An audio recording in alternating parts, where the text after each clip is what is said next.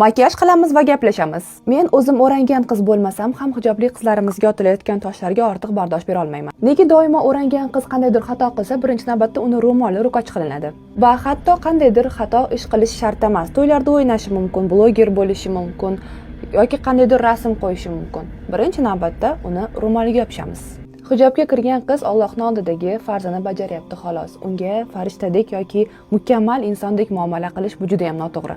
Hammamiz insonmiz, hammamiz ham xato qilamiz, hammamizning nafsimiz bor.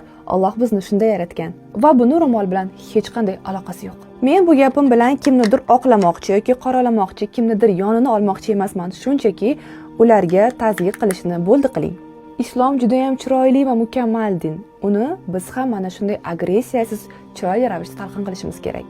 Hech o'ylab ko'rganmisiz siz bunday agressiyangiz bilan nafaqat endigina o'ranmoqchi bo'lgan bir ajoyib qizni, balki islom dinini qabul qilmoqchi bo'lib turgan boshqa din vakilini yo'ldan urishingiz mumkin.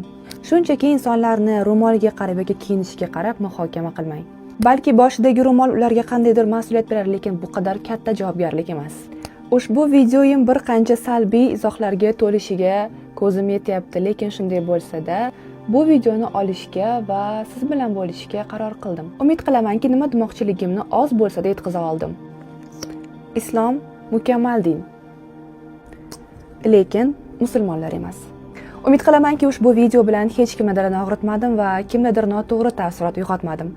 Izohlaringizni kutib qolaman. Barchangizga yaxshilik tilagayla.